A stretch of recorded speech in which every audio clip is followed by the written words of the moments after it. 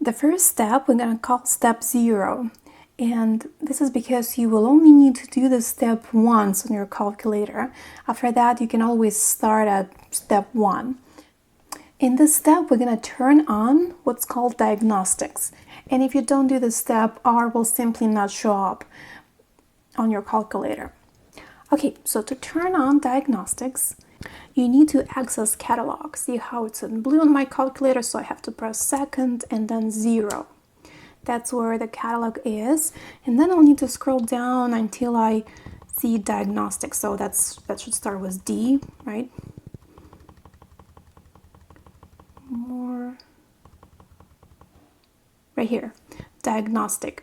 There is diagnostic off and diagnostic on. I'm trying to turn it on, so that's where I should be. I press enter and I press enter again.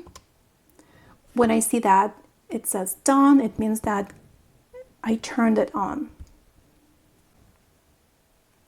Once again, you never have to do this step again unless you reset your calculator or you use someone else's calculator.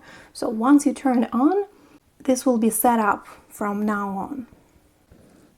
Next step is step 1. That's how you will start from now on. And you will need to enter data.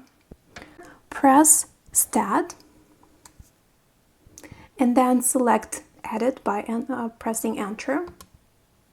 Well, if you already have some data entered in the calculator, you want to clear it. And remember, now we're working with bivariate data, so we'll have 2 columns that we need to enter.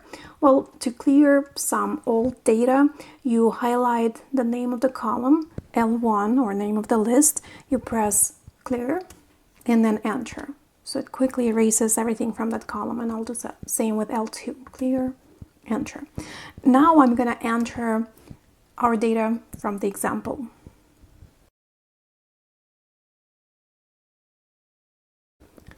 And now the second and final step, we're going to calculate the correlation coefficient.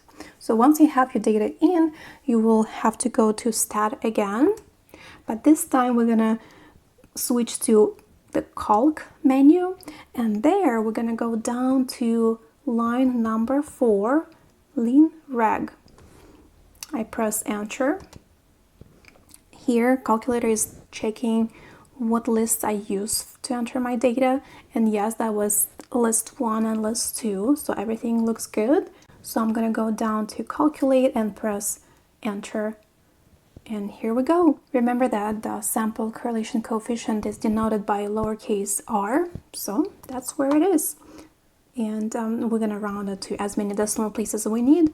To match our example, we're going to round it to 3 decimal places.